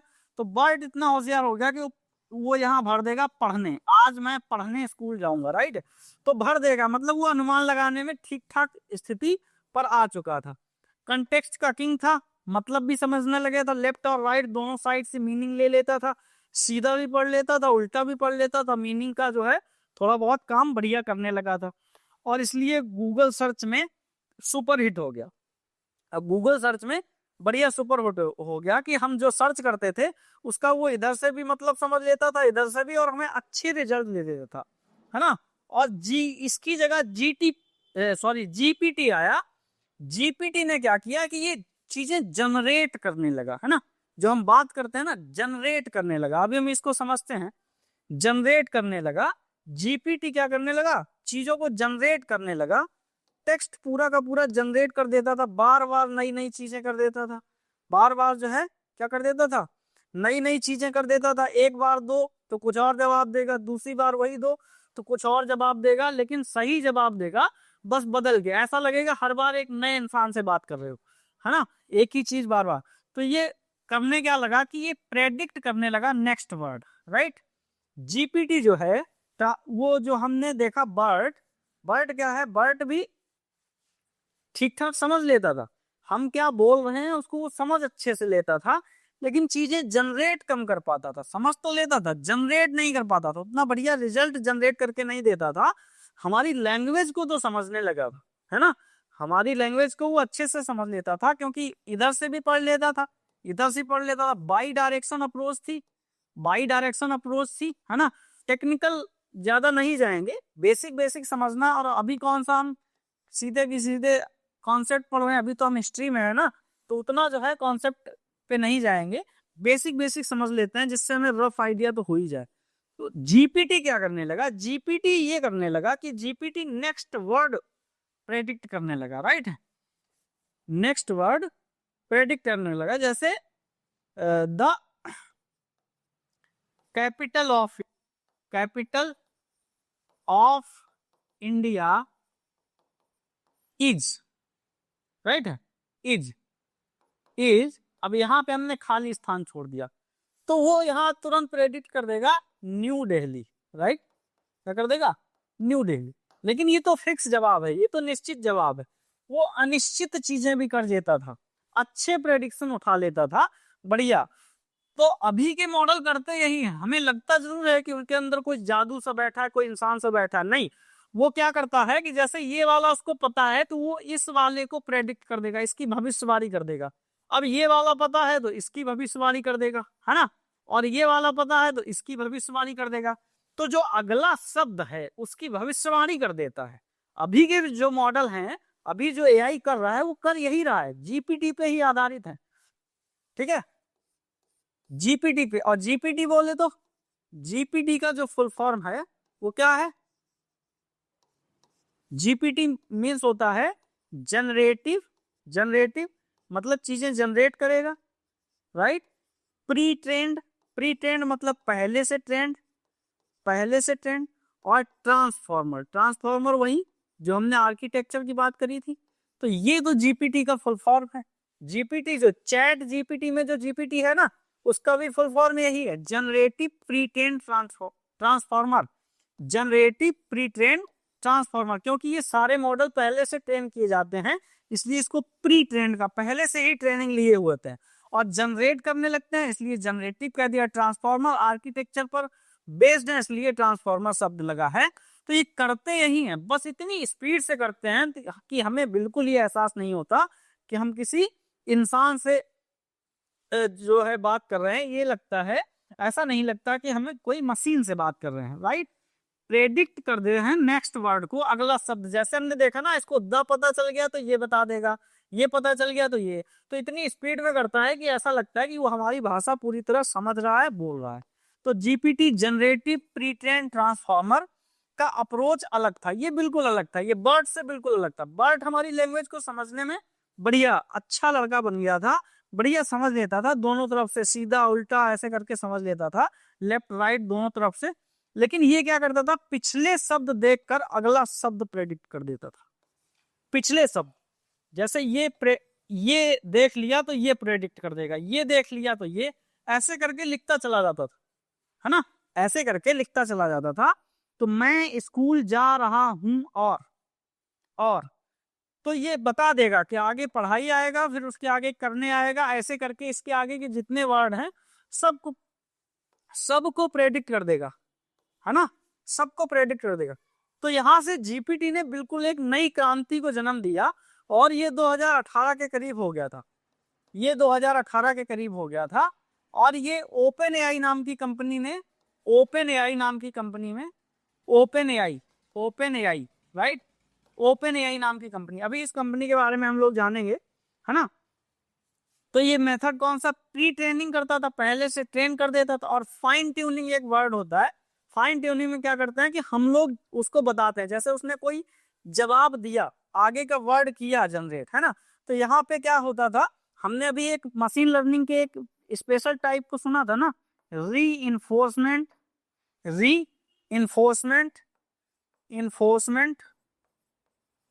लर्निंग, राइट, यही तो सुना था ना। ये अभी हमने इस पे बात करी थी, रीइंफोर्समेंट लर्निंग, है ना। तो ये तो रीइंफोर्समेंट लर्निंग से इसको ट्रेन तो किया जाता था, प्लस इसको ह्यूमन फीडबैक दिया जाता था। ह्यूमन फीडबैक का मतलब ये दिया जाता था, बता दिया जाता कि तुम सही जा रहे हो कि गलत जा रहे हो, कैसे करना है तुम्हें, कैसा हमारे इंसानों के अकॉर्डिंग रहना है तुम्हें। ऐसा नहीं है कि कुछ भी जनरेट करके देखो। तो ह्यूमन के अकॉर्डिंग तुम बढ़िया से काम करो, इसलिए ह्यूमन फीडबैक जरूरी होता था। तो इसी को हम फाइन ट्यूनिंग कहते हैं। फाइन ट्यूनिंग में हम उसको अपने अकॉर्डिंग सेट करते हैं, राइट। इतना समझ लो, फाइन ट्यूनिंग में हम क्या करते हैं, उसको अपने अकॉर्डिंग सेट करते हैं। और इस नए मेथड को शॉर्ट में कहा जाता है RLHF, राइट। RLHF जो चैट जीपीटी, जेमिनी जैसे मॉडल हैं, ये RLHF टाइप की मशीन लर्निंग पे आधारित हैं। RLHF को ज्यादा यूज करते हैं ये, मतलब reinforcement learning with human feedback, right है। Reinforcement learning with human feedback, इसमें ह्यूमन फीडबैक बहुत ज्यादा इंपॉर्टेंट होता है। तो पहले जो मॉडल होते थे उनकी अपेक्षा ये दूसरी तरीके से होता था। ये पहले मॉडल को बहुत ज्यादा डेटा पे ट्रेन कर देते थे, फिर छोटे टास्क पे फाइन ट्यून कर देते थे, मतलब उनको बता देते थे कि कैसे कैसे काम करना है। ऐसे नहीं कि तुम कुछ ऊट पटांग करने लगो, है ना। तो ऐसे काम कर देते थे, इससे क्या हो जाता था कि वो हमारे अनुरूप काम करने लगता था, है ना। वो हमारे अनुरूप काम करने लगता था। अब आ जाते हैं ओपन एआई की बात। ओपन एआई की बात करते हैं। ओपन एआई वही कंपनी है, और ये कंपनी कब बनी थी? 2015 में, राइट। 2015 में ओपन एआई कंपनी बनी। 2015 में ओपन एआई कंपनी बनी। और ये दो नाम, ये देखो, दो लोगों की फोटो दिखाई दे रही होगी। इसमें लोग तो काफी थे, 8-10 लोग थे, लेकिन ये दो नाम बहुत ज्यादा महत्वपूर्ण थे। ये जो ये जो ये जो भाई साहब तुम्हें दिखाई दे रहे हैं, इनको भी याद कर लो। ये दो लोगों को याद कर लो। इनको तो शायद कुछ बच्चे जानते हो, है ना। इनको तो जानते हो क्योंकि ये तो बहुत वजहों से चर्चा में रहते हैं। लेकिन इन वाले भाई साहब को जरूर याद कर लो। यही हैं जिनका चैट जीपीटी है, और इनका नाम है सैम आल्टमैन, राइट। क्या नाम है? सैम आल्टमैन, है ना। सैम आल्टमैन इनका नाम है। और इन्होंने और एलन मस्क ने और कई सारे टॉप रिसर्चर थे, उन लोगों ने मिलकर ओपन एआई नाम की कंपनी बनाई। क्या बनाया? ओपन एआई नाम की कंपनी बनाई। और क्यों बनाई? क्योंकि एक क्वेश्चन था सबके दिमाग में कि अगर एआई बहुत ज्यादा पावरफुल हो गया, मान लो एआई, अब सबको पता चल गया था कि एआई कुछ बड़ा करने वाला तो है। अब एआई की क्षमता पे किसी को डाउट नहीं रह गया था, है ना।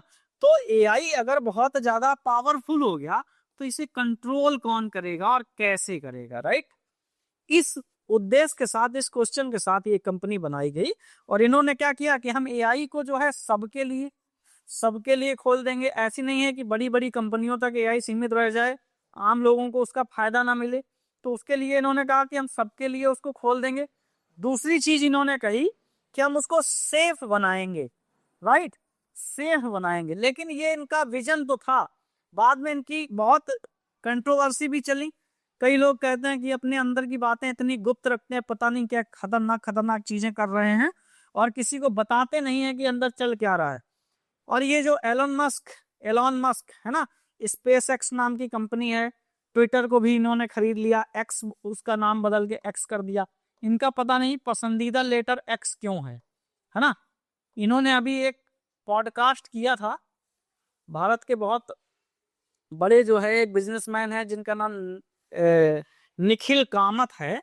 उन्होंने इनका पॉडकास्ट किया था अभी कुछ दिन पहले ही, इनका पॉडकास्ट किया था। उसमें क्वेश्चन पूछा गया कि भाई आपको एक्स इतना क्यों पसंद है? एबीसीडी में 25 अक्षर और हैं, उनमें से सबसे ज्यादा एक्स क्यों पसंद है? तो इन्होंने कुछ फनी जवाब दिया था, वो तुम लोग खुद देखना, उस पॉडकास्ट को एक बार देखना। हिंदी में भी मिल जाएगा, ओरिजिनल तो इंग्लिश में है लेकिन हिंदी में मिल जाएगा, है ना। तो इन्होंने क्या किया, इनकी और इनकी दोनों लोगों की पटी नहीं, है ना। थोड़े दिन तो इनका काम चला, लेकिन इन दोनों लोगों की पटी नहीं। फिर इनने अपनी नई कंपनी बना ली, उसका नाम रखा एक्स एआई, है ना। यहाँ भी देखो एक्स है, यहाँ भी क्या है, एक्स है। और एक्स एआई नाम की एक नई कंपनी इन्होंने बना ली, उसी का एक जैसा चैट जीपीटी है, तो इनके मॉडल का नाम है ग्रोक, है ना। ये ग्रोक नाम का एक ऐप चलाते हैं, ग्रोक, है ना। उनके एआई मॉडल का नाम ग्रोक है। तो सैम आल्टमैन और एलन मस्क ने मिलकर क्या, ओपन एआई नाम की कंपनी बनाई। और ओपन एआई का मतलब है एआई को ओपन कर देना सबके लिए। ऐसा नहीं कि लैब और बड़ी बड़ी कंपनियों तक एआई रहे, ये सब तक पहुंचे, इसलिए इन्होंने ये कंपनी बनाई। और 2018 में जो है इन्होंने जीपीटी टाइप का कुछ बना लिया, जिससे जो है काफी अच्छी लैंग्वेज की अंडरस्टैंडिंग एआई को हो गई थी। एआई जो है काफी अच्छी जो है, एआई काफी अच्छी लैंग्वेज को समझने लगा था, लैंग्वेज को एआई काफी समझने लगा था। इससे एक शब्द निकल के आया जो ये काम कर रहे थे, क्योंकि इनको इनका मकसद था कि ये एआई को सेफ बनाएंगे। तो एक शब्द निकल के आया, एआई अलाइनमेंट। अलाइनमेंट का मतलब होता है कि हम किसी चीज को अपनी डायरेक्शन में रखें, उसको सही डायरेक्शन में रखें, अलाइन रखें, राइट। तो अलाइनमेंट का मतलब होता है, मतलब एआई जो करे वो ह्यूमन वैल्यूज के साथ अलाइन हो। ऐसा ना हो एआई एक जगह बैठ के प्लानिंग करने लगे कि ऐसा करो, ये जितने आदमी लोग हैं इनको सबको हम धरती से पूरी तबाह कर देते हैं और यहाँ एक भी इंसान नहीं बचना चाहिए। क्योंकि पावरफुल टेक्नोलॉजी है तो उतनी बड़ी चिंताएं भी होती है ना। छोटी छोटी चीज, जैसे हम कहते हैं ना कि एआई ने बहुत पावर दे दिया के, तो तुम लोगों के हाथ में भी एआई ने पावर दे दी है, लेकिन उसी का उपयोग तुम अपने भले के लिए भी कर सकते हो, उसी का उपयोग अपने और दूसरों के बुरे के लिए भी कर सकते हो। तो टेक्नोलॉजी, ये साइंस के बारे में तो हमेशा ये कहा गया है, साइंस के बारे में तो एक हमेशा बात कही गई है कि ये एक वरदान भी हो सकता है, एक वरदान भी हो सकता है, ऐसा ऐसे लिखने को आता है, और एक अभिशाप भी हो सकता है। अब ये कैसे लोगों के हाथ में है इस पे डिपेंड। तो सही काम भी होंगे, गलत भी, टेक्नोलॉजी है, सही भी होगा गलत भी होगा, है ना। तो अलाइनमेंट का मतलब ये है कि इंसान के विपरीत न जाए, जो इंसानी वैल्यूज हैं, जो इंसान के जो वैल्यू सिस्टम है उसके विपरीत ना जाए, हमारे मूल्यों के विपरीत ना जाए।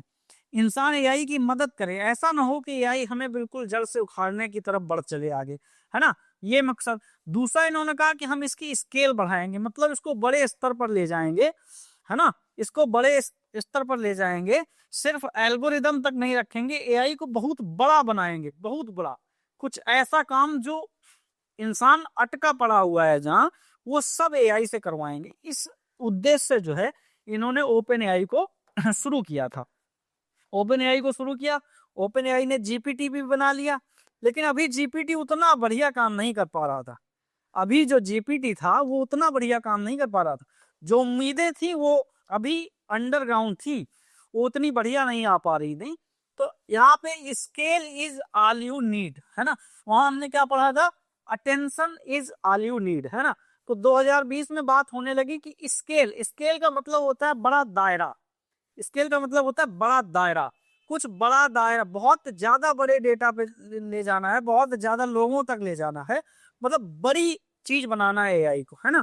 सीमित नहीं रखना है, कंपनियों और लैब तक सीमित नहीं रखना है, ग्राउंड पे उतार के पूरी दुनिया में फैलाना है। तो स्केलिंग लॉ कहते हैं इसको। साइंटिस्ट ने नोटिस किया कि ज्यादा डेटा, ज्यादा कंप्यूटिंग, बढ़िया प्रोसेसर और ज्यादा इंटेलिजेंस, है ना, डेटा जितना ज्यादा होगा, इसीलिए तो देख रहे हो ना एआई जो है। अब भारत में कितना लोग रहता है, भारत में 145 करोड़ लोग, है ना, भारत में 145 करोड़ लोग हैं। तो जाहिर सी बात है कि हमारे यहाँ सबसे ज्यादा डेटा भी है, और एक तो डेटा भी बहुत सस्ता है, डेटा बहुत सस्ता है, हाथ हाथ में स्मार्टफोन है। तो जो हम लोगों को लगता है ना कि ऐसे बहुत हमको चीजें फ्री में मिल जाती है, तो एक बहुत महत्वपूर्ण कहावत है कि कोई चीज फ्री नहीं होती, कीमत तो आपको देनी पड़ती है।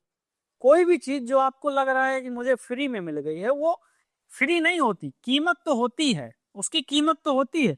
और जहां किसी चीज में आपसे पैसे नहीं लिए जाते हैं, मतलब प्रोडक्ट की कीमत कुछ नहीं होती है, कोई रुपए नहीं लेते आपसे, जैसे बहुत सारी चीजें हमको मिली हैं, फेसबुक फ्री मिला हमको, इंस्टाग्राम फ्री मिला। तो जितनी भी चीजें हमको फ्री मिलती हैं, हमें लगता है ऐसा कि हमें फ्री मिली हैं, दरअसल वो चीजें फ्री नहीं है, उसमें हम ही प्रोडक्ट हैं, हम ही को बेचा जाता है। इन फेसबुक इंस्टाग्राम जैसी कंपनियों में होता क्या है कि इसमें हम ही तो प्रोडक्ट हैं, हमारा ही डेटा तो कंपनियां बेच बेच कर जो है मुनाफा कमाती हैं। तो हमें ऐसा लगता है कि फ्री मिल गया, उसमें हम ही को दांव पर लगा दिया जाता है ना।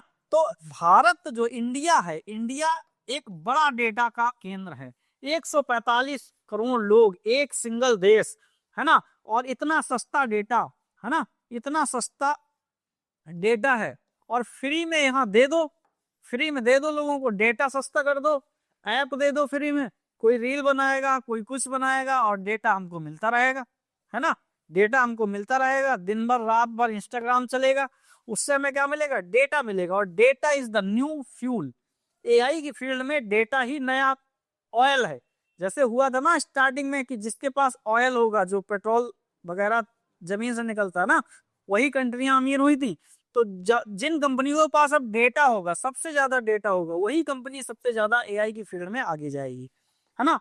तो यही बात आई कि ज्यादा डेटा और ज्यादा कंप्यूटिंग, कंप्यूटिंग मतलब एनवीडिया जैसी कंपनियां बड़े बड़े अच्छे अच्छे क्वालिटी के प्रोसेसर बनाएंगे, तो ज्यादा इंटेलिजेंस, उतना ही मजबूत, उतना ही स्ट्रांग एआई बन के हमारे सामने आएगा। जैसे मान लो बच्चा 5 साल का हो तो बेसिक चीजें आएंगी उसको, और 15 साल का हो तो वो डीप बातें समझेगा। और एआई अब फिलहाल में 2022 में ही हमारा पाला पड़ा है एआई से, है ना। तो अभी वो घुटनों के बल चल रहा है, सोच के देखो, एआई अभी घुटनों के बल चल रहा है। जब घुटनों के बल चल रहा है तब तो तुम्हें ऐसा लगता है कि जैसे क्या ये करिश्मा जैसा कुछ हो गया है। और अगर तुम सीखने में पीछे रह गए, नहीं सीखा तुमने अभी, है ना, और इसको बिल्कुल मैं फिर से कहता हूं, इसको बिल्कुल कि हमने इंस्टाग्राम के कहीं से एक प्रॉम्प्ट उठाया और एआई पे डाला और अपनी फोटो लगाई और फोटो बन के आ गई, वाह एकदम नवाब जैसी, है ना। इस प्रकार की हरकतें कर करके अपने आप को एआई मास्टर समझने की जरूरत नहीं है। एआई की फील्ड में अभी मास्टर तो बहुत कम लोग हैं, है ना। इसलिए एआई की फील्ड में मास्टर नहीं, अभी फील्ड नई नई इवॉल्व हुई है लोगों के लिए, आम लोगों के लिए फील्ड खुल गई है बिल्कुल। तो एआई सीखने में पीछे मत रह जाओ, अभी बहुत शुरुआती चरण चल रहा है एआई का, है ना। एआई अभी जो है हाथों हाथ बिल्कुल शुरुआती चरण चल रहा है। इंटरनेट जब आया था, जिन लोगों ने जल्दी जल्दी इंटरनेट सीख लिया था उनने बड़े बड़े काम कर लिए।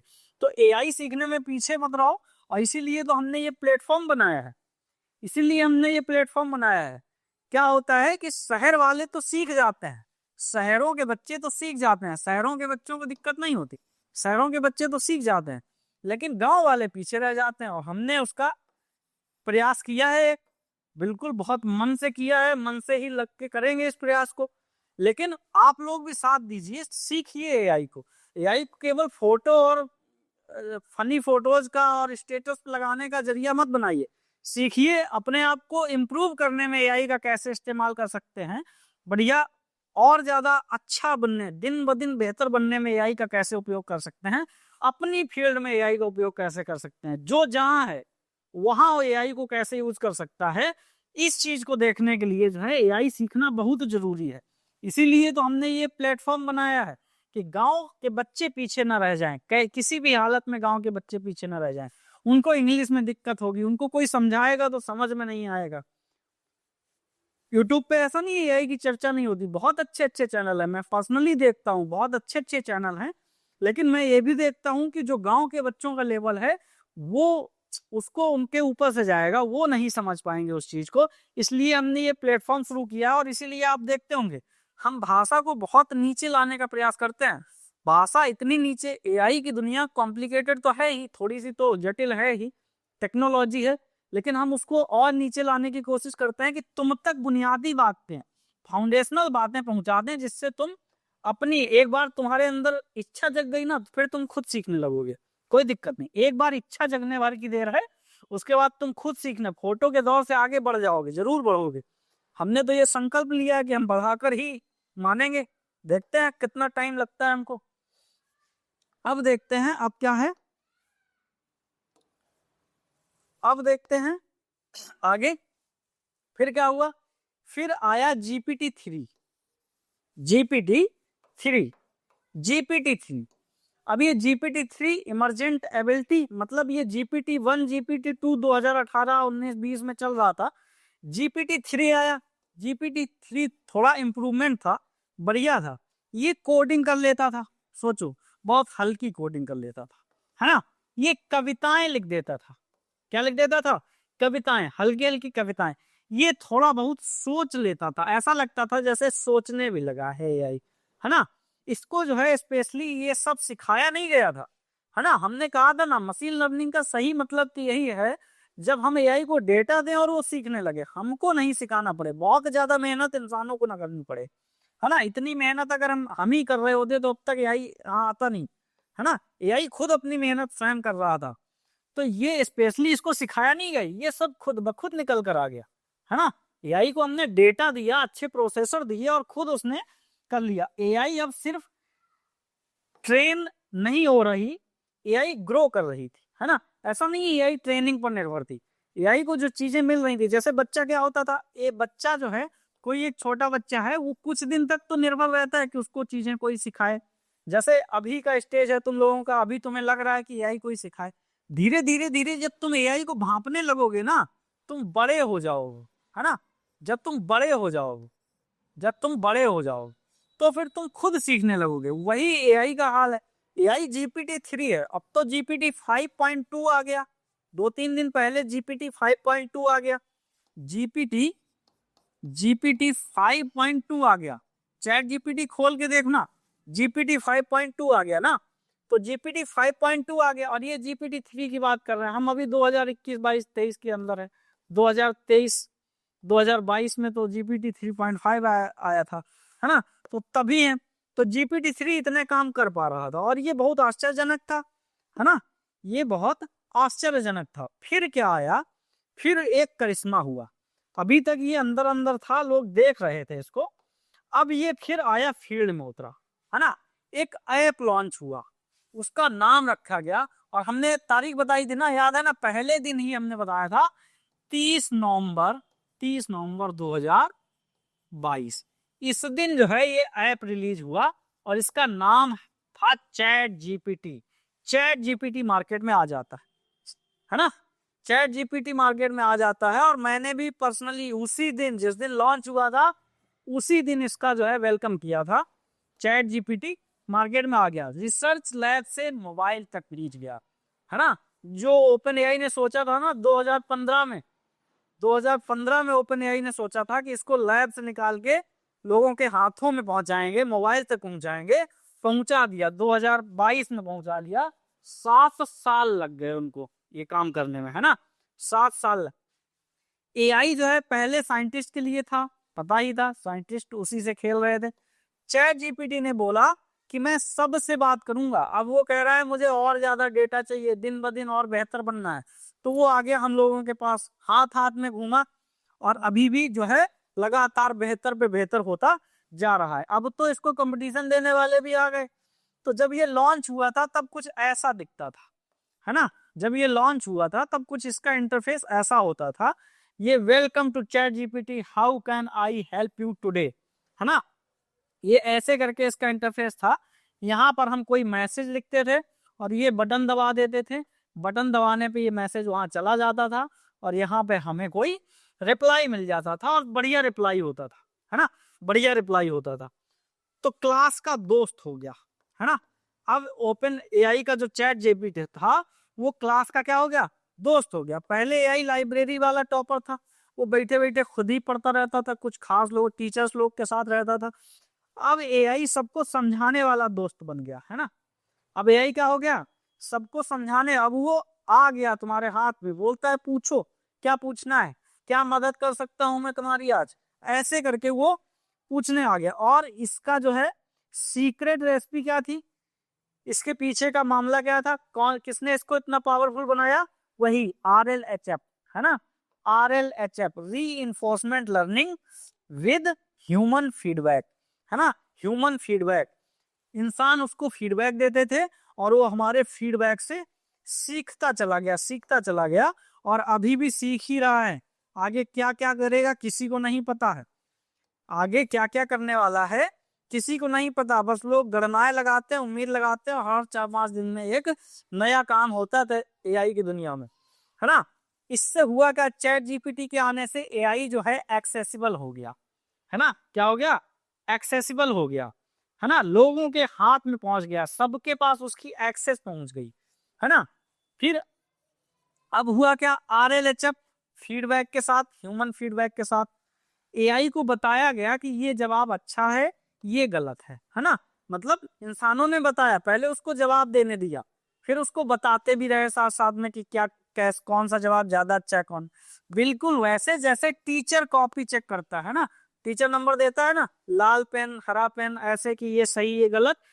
तो ज्यादा पोलाइट हो गया चैट जीपीटी, इंसानों की तरह बात करने लगा क्योंकि इंसान बता रहे थे उसको कि ऐसे नहीं, ऐसे बोलो, ऐसे वाला अच्छा नहीं लगता, ऐसे वाला ज्यादा, तो ज्यादा क्लियर और ज्यादा यूजफुल हो गया। और हुआ क्या कि एक हफ्ते में जो है 1 मिलियन यूजर, एक हफ्ते में।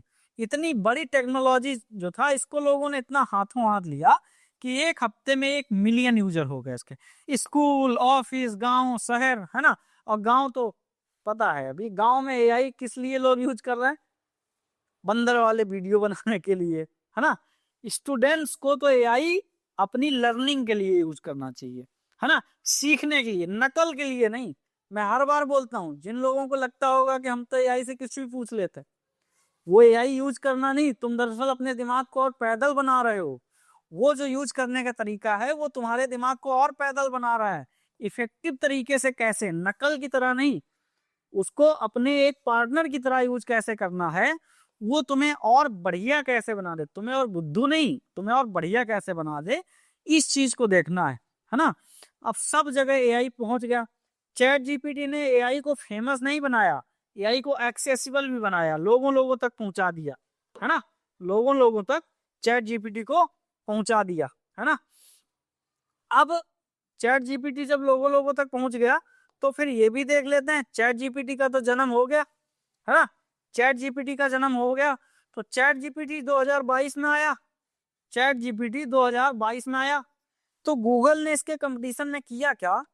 गूगल ने इसके कंपटीशन में क्या किया कि 2023 के लास्ट में करीब अपना एक मॉडल निकाला, है ना। जो गूगल ऑलरेडी इस फील्ड में इतना काम कर रहा था, उसने अपना एक मॉडल निकाला, बार्ड। क्या निकाला? बार्ड, है ना। बार्ड करके एक मॉडल निकाला इन्होंने।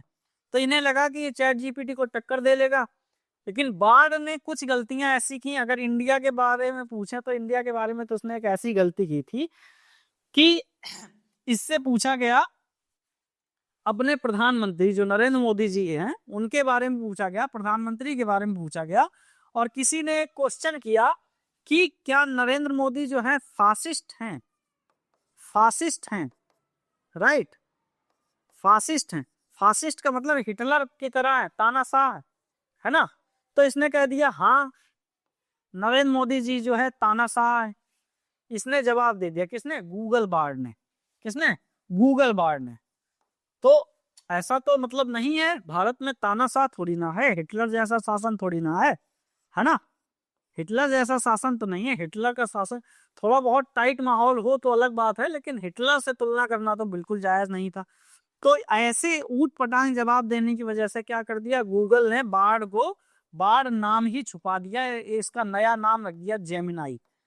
और फिर इस पे उन्होंने काम बहुत किया, और काम इतना किया चैट जीपीटी को पछाड़ दिया फिलहाल में, है ना। ठीक है, चैट जीपीटी को पछाड़ दिया। तो ऐसी उल्टी सीधी ऊट पटांग बातें करने लगा था गूगल का बार्ड, इसलिए फिर उसका नाम ही बदल दिया, है ना। जैसे आजकल देखते हो ना, सरकार जो हमारी अभी सरकार है, मोदी जी की सरकार है, वो ज्यादातर चीजें जो गड़बड़ होती दिख रहे हैं उनके नाम ही बदल देते हैं वो लोग। ऐसे गूगल ने भी क्या कर दिया, मोदी जी पे उसने टिप्पणी की, उसने उसका नाम ही बदल दिया। बोलो लो, बाढ़ बचा ही नहीं, है ना। बाढ़ तो अब बचा ही नहीं, बाढ़ है ही नहीं। तो अब किससे शिकायत है?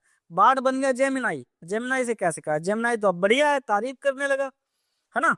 अब हम जान लेते हैं थोड़ा, एक बार थोड़ा सा जान लेते हैं उनके बारे में भी, जिन्होंने क्या किया, जिन्होंने एआई को यहाँ तक पहुंचाया। कुछ याद उन्हें भी कर लें, जिन्होंने एआई को यहाँ तक पहुंचाया है ना, जिन्होंने एआई को यहाँ तक पहुंचाया है। ठीक है, तो ये 3 लोगों की फोटो दिखाई दे रही होगी, है ना। ये 3 लोगों की फोटो दिखाई दे रही होगी। ये बेजिंगो की फोटो है ना। इनको रिप्रेजेंटेशन लर्निंग, रिप्रेजेंटेशन लर्निंग, ये सब मशीन लर्निंग के अलग अलग टाइप हैं। ज्यादा डीप नहीं जाना है इनके, बहुत ज्यादा कंप्यूटर साइंटिस्ट नहीं बनना है, नाम सुन लेना है, थोड़ा थोड़ा बेसिक बेसिक मतलब समझ लेना है। तो रिप्रेजेंटेशन लर्निंग मतलब उल्टा सीधा डेटा दे दो और उस डेटा को एक मीनिंगफुल डेटा में बदल दे, इसको रिप्रेजेंटेशन लर्निंग कहा जाता था। और इनका तो फिर नाम ही सिक्का चलता है।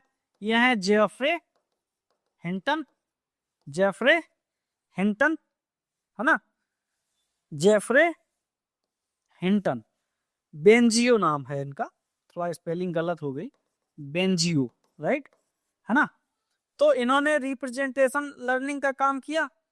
और यान लीकन, ये यान लीकन है, ये यान लीकन है। यान लीकन ने बहुत पहले एक ऐसा मॉडल बना दिया था जो हमारे अक्षरों को, मतलब नंबर्स को पहचान लेता था।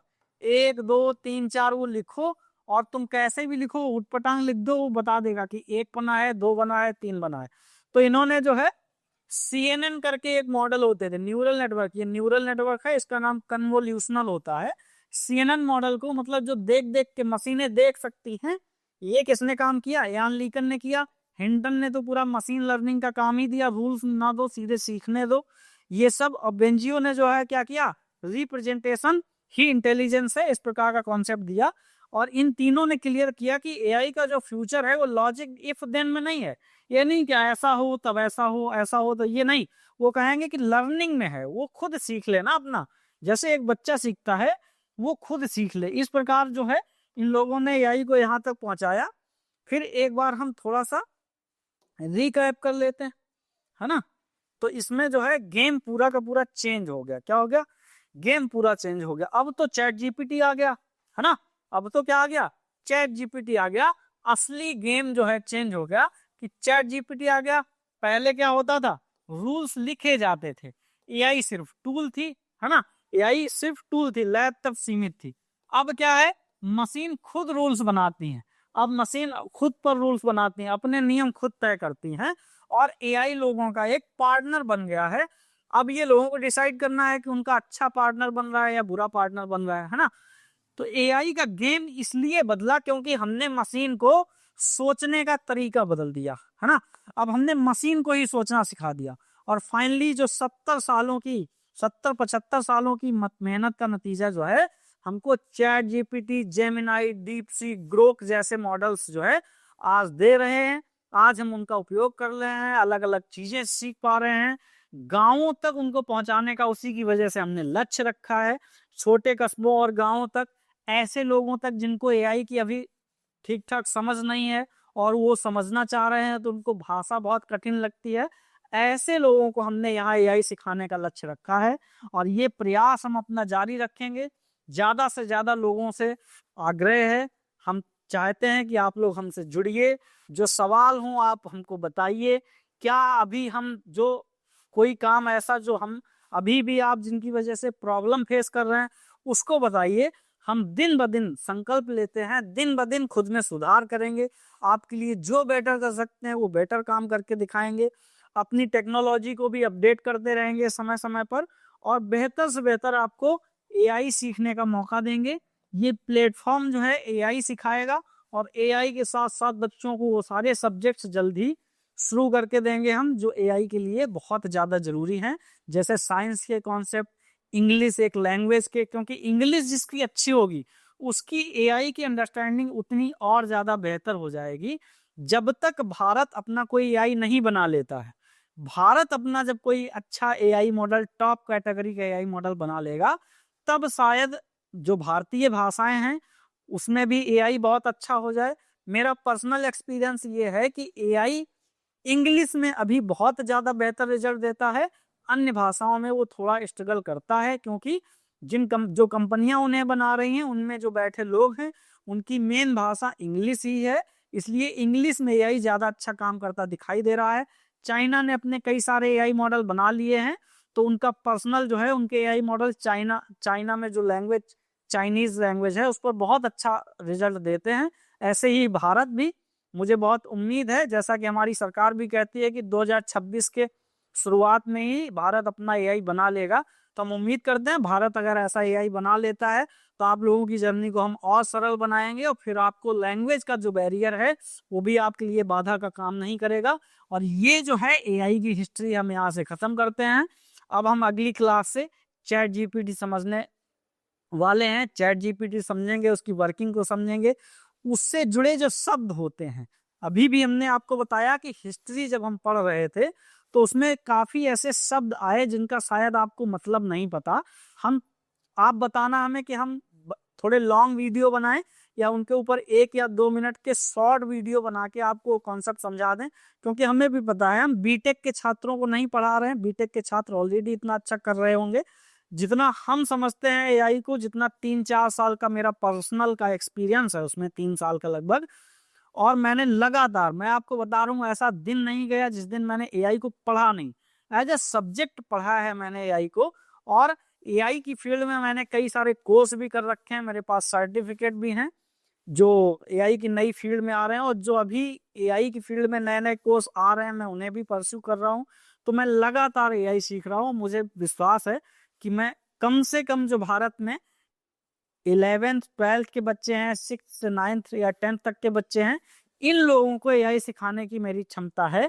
मैं उतना काम करूंगा। और भी लोग अपना बेहतर काम कर रहे हैं, एआई बढ़िया जो है भारत में प्रसार कर रहे हैं, लेकिन मुझे लगता है, मैंने जो प्लेटफॉर्म पर नोटिस किया, मुझे ये लगा कि सच में जो तरीका वो लोग यूज कर रहे हैं वो बढ़िया है, बहुत अच्छा है, बहुत अच्छे प्रयास कर रहे हैं लोग। लेकिन भाषा का एक बैरियर आ जाता है, क्योंकि बहुत पढ़े लिखे, बहुत टैलेंटेड लोग ये प्रयास कर रहे हैं, और उस प्रयास में वो ज़्यादातर इंग्लिश बोलते हैं, और इंग्लिश भी बोलते हैं और थोड़ा फास्ट है जैसे कुछ लोग, और सिस्टमैटिक तरीके से एक स्टेप बाय स्टेप कोई नहीं सिखा रहा है।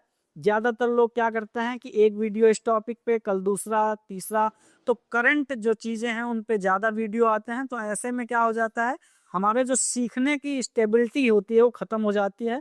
हर पल हमें नई चीज़ मिलती है तो हमारा दिमाग भी भ्रमित हो जाता है। इसलिए इस प्लेटफॉर्म को हमने ऐसा बनाया है कि अगर एआई को आप एक सिस्टमैटिक तरीके से सीखना चाहते हैं, समझना भी चाहते हैं, तो इस प्लेटफॉर्म से जुड़िए, ज़्यादा से ज़्यादा हमारा हौसला बढ़ाइए, हमारे चैनल को सब्सक्राइब करिए, और एक बड़े ग्रुप को हम जोड़ना चाहते हैं अपने साथ। कम से कम खास तौर पर गांव और छोटे कस्बों के बच्चे इस प्लेटफॉर्म से जरूर जुड़ें। एआई भविष्य की बहुत महत्वपूर्ण टेक्नोलॉजी है। इसमें अपने हाथ जो है जरूर डाल के देखें, इसमें समझें, हाथों हाथ प्रैक्टिस करके देखें, जिससे आप बाकी दुनिया से पीछे न रह जाएं। इसी उद्देश्य के साथ हमने ये प्लेटफॉर्म शुरू किया था। तो हमसे जुड़े रहिए, हमें बताते रहिए, दिन ब दिन हम अब खुद को बेहतर करेंगे और आपकी जर्नी को आसान बनाएंगे। धन्यवाद।